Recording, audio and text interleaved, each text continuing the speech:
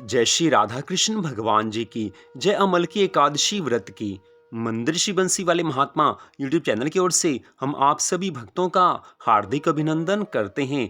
आज हम आपको वर्ष 2022 के फाल्गुन मास के शुक्ल पक्ष की आमल की एकादशी के संबंध में बड़ी महत्वपूर्ण जानकारियां देने जा रहे हैं। हम आपको बताएंगे कि इस वर्ष फाल्गुन मास के शुक्ल पक्ष की आमल की एकादशी का व्रत किस दिन को आ रहा है, आमल की एकादशी व्रत किस तारीख को है और आमल की एकादशी के व्रत का शुभ मुहूर्त कौन सा है, और साथ में आपको बताया जाएगा कि आमल की एकादशी के व्रत की पारना का शुभ मुहूर्त कौन सा है। और इसके साथ ही हम आपको बताएंगे कि आमल की एकादशी के व्रत के दिन कौन से विशेष उपाय करने चाहिए कि जिनसे मनुष्य सुख संपत्ति को प्राप्त कर सके। किस उपाय को करने से क्या क्या लाभ होते हैं, वो सारी जानकारी आज की इस वीडियो में हम आपको देने जा रहे हैं। तो आप एक एक बात को कृपया ध्यान से सुने, तभी आपको सारी जानकारी प्राप्त हो पाएगी। तो सबसे पहले इस वर्ष 2022 में फाल्गुन मास के शुक्ल पक्ष की आमल की एकादशी का व्रत 14 मार्च दिन सोमवार को है। आमल की एकादशी का व्रत 14 मार्च को है। एकादशी तिथि का शुभारंभ 13 मार्च दिन रविवार को सुबह 10:21 पर हो जाएगा। जी हाँ, एकादशी तिथि 13 मार्च दिन रविवार को सुबह 10:21 पर आरंभ हो जाएगी और एकादशी तिथि समाप्त होगी 14 मार्च दिन सोमवार को दोपहर 12:05 पर। एकादशी तिथि 14 मार्च दिन सोमवार को दोपहर 12:05 पर समाप्त होगी। हमारे हिंदू धर्म ग्रंथों के अनुसार एकादशी का व्रत उसी दिन रखा जाता है जिस दिन सूर्य उदय होने के समय एकादशी तिथि हो, तो वो 14 मार्च को ही है। इसलिए जो अमल की एकादशी का व्रत है वो 14 मार्च दिन सोमवार को ही रखा जाएगा।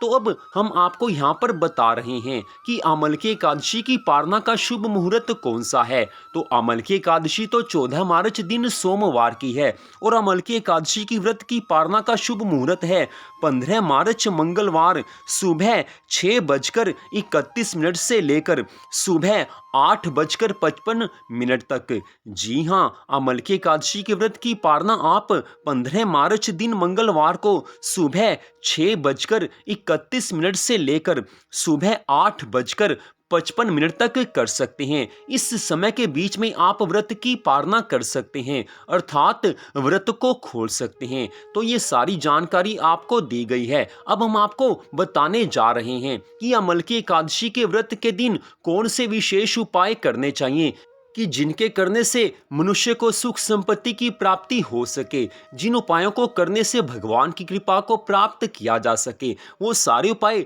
हम आपको यहाँ पर बताने जा रहे हैं। तो सबसे पहली बात तो ये है कि अमल की एकादशी का व्रत है, अमल की अर्थात आंवला। इस दिन विशेष रूप से श्री हरि विष्णु भगवान जी की पूजा के साथ ही आंवले के वृक्ष की पूजा की जाती है। अगर आंवले का वृक्ष ना हो तो आंवले के फल की पूजा भी करनी चाहिए। और विशेष रूप से कहा गया है कि जो मनुष्य आंवले के वृक्ष के नीचे श्री हरि विष्णु भगवान जी का पूजन करता है उसको 1000 गौदान का पुण्य फल मिल जाता है। तो कोशिश ये करनी चाहिए कि आंवले का वृक्ष या आंवले का फल हो तो वहां पर भगवान जी का पूजन करें और आंवले का पूजन करें। तो सबसे पहला उपाय हम आपको यहाँ पर बता रहे हैं। तो अमल की एकादशी के व्रत के दिन ये उपाय आप कर सकते हैं। पहला उपाय है धन प्राप्ति के लिए। धन की प्राप्ति के लिए अमल की एकादशी के व्रत के दिन आप सुबह श्री हरि विष्णु भगवान जी का पूजन करें और रात्रि के समय श्री हरि विष्णु भगवान जी के सामने 9 बत्तियों वाला आप दीपक जलाएं। जी हाँ, रात्रि के समय 9 बत्तियों वाला एक दीपक आप श्री हरि विष्णु भगवान जी के सामने जलाएं और साथ में एक दीपक आप ऐसा जलाएं कि जो सुबह तक जलता रहे। एक तो 9 बत्तियों वाला दीपक आपने अलग से जलाना है और दूसरा दीपक जिसमें केवल एक ही बत्ती होगी वो ऐसा होना चाहिए कि वो सुबह तक जलता रहे। इतना अगर आप करते हैं तो इससे माता महालक्ष्मी अति प्रसन्न होती हैं और भक्तों को धन की प्राप्ति का वरदान देती हैं। इस उपाय को करने से घर में खूब धन संपत्ति आते हैं। तो दूसरा उपाय जो कि सुख समृद्धि की प्राप्ति के लिए है, तो इस उपाय के अनुसार आप आमलकी एकादशी के व्रत के दिन सुबह जब श्री हरि विष्णु भगवान जी का पूजन कर लें, तो पूजा के समय आप श्री हरि विष्णु भगवान जी की प्रसन्नता प्राप्त करने के लिए ओम नमो भगवते वासुदेवाय इस मंत्र की 2 माला का जाप करें। लेकिन अगर आप माला पर जाप नहीं कर सकते तो कम से कम आप 30 मिनट इस मंत्र का आप जाप करें। इतना करने मात्र से श्री हरि विष्णु भगवान जी की कृपा से घर में सुख समृद्धि का वास होता है, घर में सुख शांति आते हैं। तो अब तीसरा उपाय, आमलकी एकादशी के व्रत के दिन जो अपने कर्जों से छुटकारा चाहता हो, कर्ज से मुक्ति चाहता हो, उसको ये उपाय करना चाहिए। तो इसके अनुसार आमलकी एकादशी के व्रत के दिन आप एक लोटे में जल लेकर उसमें थोड़ी सी मिश्री डाल लें और उस जल को आप पीपल के वृक्ष पर अर्पित करें, पीपल की पूजा करें। और उसी दिन अर्थात आमलकी एकादशी के व्रत वाले दिन आप सायंकाल में पीपल के वृक्ष पर आप दीपक जरूर जलाएं। इतना उपाय करने मात्र से कर्ज से छुटकारा मिल जाता है। किसी भी प्रकार का कर्ज हो वो भगवान की कृपा से उससे छुटकारा मिल जाता है। तो अब हम आपको चौथा उपाय बताने जा रहे हैं। तो जिस घर में सदा लड़ाई झगड़ा होता हो, कलह कलेश होता हो, वो घर की सुख शांति के लिए ये चौथा उपाय कर सकते हैं। इस उपाय को करने से घर में सुख शांति बन जाएंगे, लड़ाई झगड़ा किसी भी प्रकार का हो वो समाप्त हो जाएगा।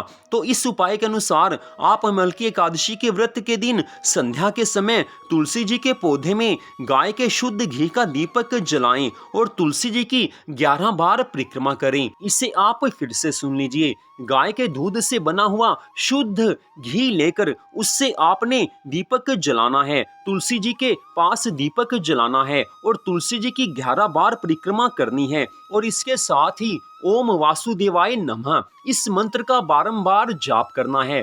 तुलसी जी की पूजा के समय आपने इस मंत्र का बारंबार जाप करना है। तो अगर आप ये उपाय करते हैं तो इससे घर में सुख शांति बन जाती है, कोई भी कलह क्लेश हो वो हमेशा के लिए समाप्त हो जाता है। तो इस उपाय को आप अवश्य कीजिए।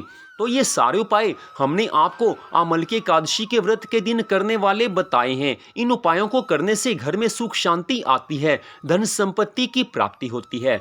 तो मंदिर बंसी वाले महात्मा यूट्यूब चैनल की ओर से आज की इस कथा को सुनने के लिए आप सबका हार्दिक धन्यवाद। कृपया आमलकी एकादशी के व्रत की कथा को भी आप हमारे चैनल पर जरूर सुनें, वो कथा भी हमारे चैनल पर सुनाई जाएगी। जय श्री राधा रानी सरकार की, जय श्री कृष्ण भगवान की, जय आमलकी एकादशी व्रत की।